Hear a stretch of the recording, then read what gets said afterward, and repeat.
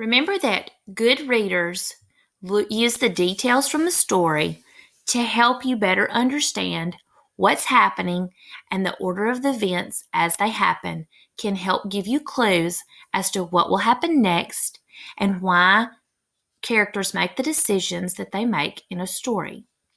We just talked about the events and the key details that we can tell that happened in the story Cinderella.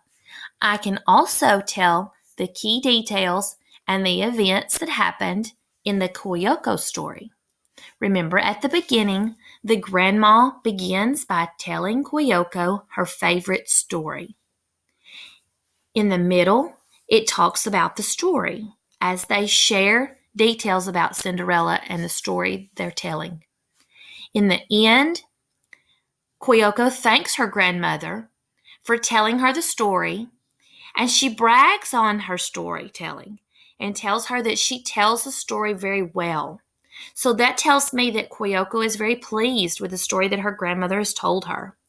And she says goodnight. Those are the key details that happen in the Koyoko story. Good readers think about the details that happen and the order that they happen in, and that helps them to predict what will happen next. But it also helps them to make a decision about why characters are making the decisions they are making, or it helps them to understand what's going to happen with a character. I want you to think about two questions before we finish for today. First thing I want you to think about is, how does Cinderella feel about having to clean and cook? Remember that we talked about drawing an inference.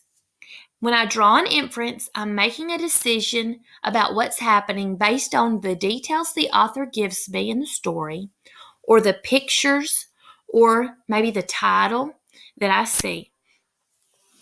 In this question, how does Cinderella feel about having to clean and cook?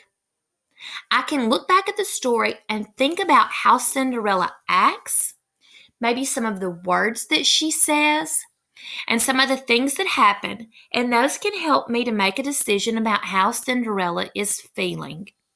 As I look back at that part of the story, it tells me that the wicked stepmother and stepsisters made her clean and cook while they did nothing.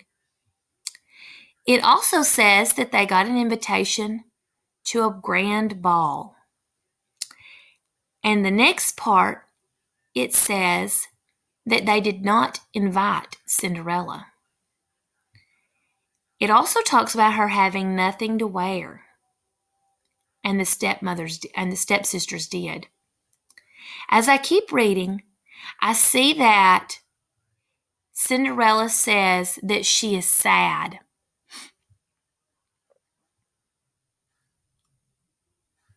It also says, on the night of the ball, Cinderella was sad.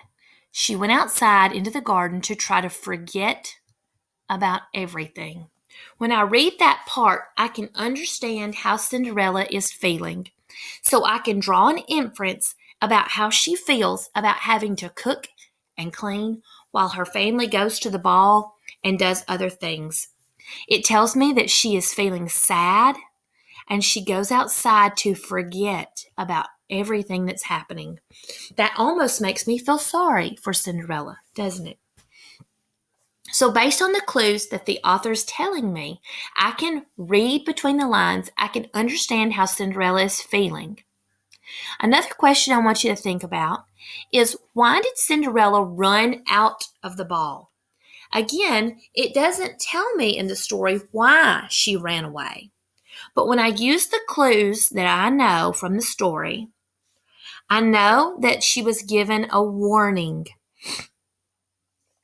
In the first part, it tells me that when she was transformed, she was given one warning.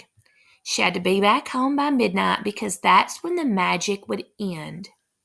So as she's at the ball, she's having so much fun, she'd almost forgotten about everything. But then she remembered. It says, so she said goodbye and ran out the door and out of sight just before her gown returned to rags. So I can use the clues there to help me to understand what was happening. Why did she run out of the ball? Because she remembered about the magic that it mentioned earlier in the story. And it says that just before her gown returned to rags, that she was running out of the ballroom. So she was afraid that the prince would see her transform and change back. Good readers draw inferences. They use the clues that the author gives them to make decisions about what they're reading.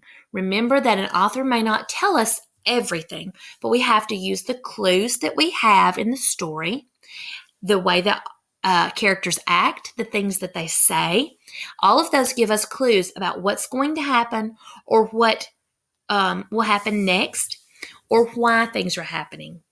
That is called reading between the lines, which is also the same thing as drawing conclusions or drawing inferences.